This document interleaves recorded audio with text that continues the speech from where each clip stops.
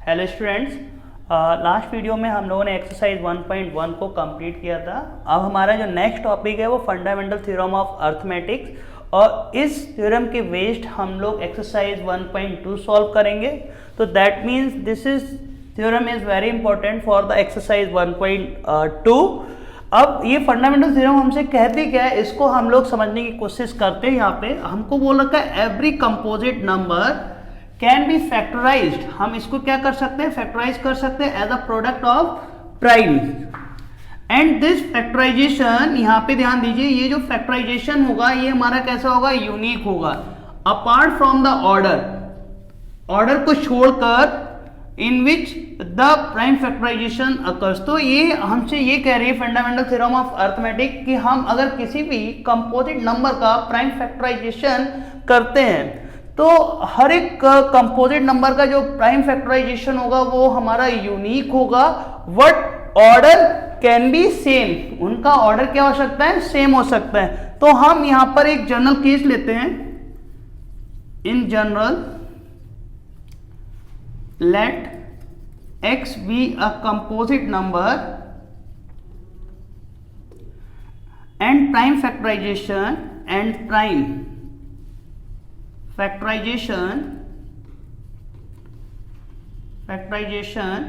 of x। अब यहां पे जो प्राइम फैक्टराइजेशन हुआ x का वो हम ले लेते हैं p1 into p2 into p3 and so on into pn। अब यहां पर जो हम देखेंगे कि जो p1 है हमारा less than equal to p2 हो सकता है, less than equal to p3 and less than equal to and so on less than equal to pn। अब ये हमसे ये क्या कह रहा है कि हमारा p1 और p2 क्या हो सकता है, सेम भी हो सकता है, और p2 हमारा क्या हो सकता है, p1 से ग्रेटर भी हो सकता है। तो अब इसको समझने के लिए हम कुछ एग्जांपल लेंगे, उससे हमें ये जो फंडामेंटल थ्योरम है वो ज़्यादा क्लियर हो जाएगी। जैसे यहाँ पर जिस बात पे ये जोर दे रहा है हमारा थ्योरम, वो ये कह रहा है कि अगर हम किसी भी कंपोजिट नंबर का प्राइम फैक्टराइजेशन करेंगे तो वो फैक्टराइजेशन हर एक कंपोजिट नंबर का कैसा होगा, यूनिक होगा। यहाँ पे कह रहा है कैसा होगा, यूनिक होगा, लेकिन उनका ऑर्डर क्या हो सकता है, मे बी सेम। तो किस तरीके का हम लोग समझेंगे, तो यहाँ पे एग्जांपल लेते हैं हम 10।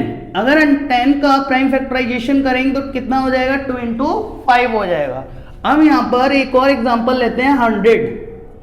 अब इस 100 जो हमारा कंपोजिट नंबर है, इसका अगर हम यहाँ पे एग्जांपल लिया और इसका प्राइम फैक्टराइजेशन देखेंगे तो 2 इंटू 2, और हमारे पास कितना हो जाएगा, 5 इंटू 5। तो दैट मीन्स 2 और इंटू 5 अब यहाँ पे बेटा देखिए ऑर्डर का मतलब दोनों का जो ऑर्डर है वो कैसा, सेम है। क्यों सेम है, क्योंकि ये ऑर्डर ऑफ 2 है, क्योंकि यहाँ पे एक प्राइम 2 है और एक प्राइम क्या है, 5 है। तो यहाँ पर भी बेटा आप देखिए कि यहाँ पर भी 2 प्राइम है, तो यहाँ पर भी 2 प्राइम है, यहाँ पे 5 प्राइम है, तो यहाँ पर भी 5 प्राइम है। तो दोनों का ऑर्डर क्या है, सेम है। लेकिन प्राइम फैक्टराइजेशन अगर हम देखेंगे तो दोनों का क्या है, हमारा यूनिक है। Is it clear? अब हम इसका स्क्रीनशॉट ले सकते हैं और इसके बाद हम लोग जो है बात करेंगे एक्सरसाइज 1.2 की। एक्सरसाइज 1.2 क्वेश्चन नंबर फर्स्ट के हम यहाँ पे दो पार्ट देखेंगे, 140 और 3825 के हमें यहाँ पे क्या निकालने हैं, प्राइम फैक्टर्स निकालने हैं। क्वेश्चन हमसे ये कह रहा है कि एक्सप्रेस करने हैं उन प्राइम फैक्टर्स को एज अ प्रोडक्ट। अब यहाँ पर एक टर्म्स आ रहा है प्राइम। ओके, तो हम उस प्राइम को समझते हैं कि प्राइम क्या होता है, और यहाँ पे प्राइम नंबर और कंपोजिट नंबर, तो हमें यहाँ पे दो टर्म्स मिल रहे हैं और हम इनको समझेंगे कि प्राइम नंबर्स हमारे क्या होते हैं, कंपोजिट नंबर क्या होते हैं। अब देखो बेटा, प्राइम नंबर जो होते हैं हमारे पास, इनके सिर्फ कितने फैक्टर्स होते हैं। अगर हम बात करें नंबर ऑफ फैक्टर्स की, तो नंबर ऑफ फैक्टर्स यहाँ पे 2 होते हैं। एक तो जो भी प्राइम नंबर होंगे वो 1 से डिविजिबल होते हैं, और एक वो खुद की टेबल से डिविजिबल होते हैं। तो हम बोल सकते हैं इटसेल्फ एक उनका फैक्टर होता है। अब फॉर एग्जांपल अगर हम बात करते हैं यहाँ पर, अगर हम एग्जांपल के तौर पे लें जैसे 2, तो 2 जो है हमारा वो 1 की टेबल से हमारा डिवाइड होता है और स्वयं की टेबल से डिवाइड होगा, मतलब 1 एंड 2। तो इसके सिर्फ कितने फैक्टर है, 2 फैक्टर। तो हम बोल सकते हैं 1 हमारा क्या हो जाएगा, एक प्राइम नंबर हो जाएगा। इसी तरीके से एक और एग्जांपल लेते हैं 17। तो 17 के फैक्टर देखेंगे 1 एंड 17। तो जो 17 हमारा 1 से डिविजिबल है और खुद की टेबल से डिविजिबल है, मतलब 17 से। तो ये 17 भी हमारा क्या हो जाएगा यहाँ पे आपका प्राइम नंबर हो जाएगा। अब कंपोजिट नंबर क्या कह रहा है, कंपोजिट नंबर कह रहा है भाई हैविंग मोर देन 2 फैक्टर, 2 से ज्यादा होने चाहिए।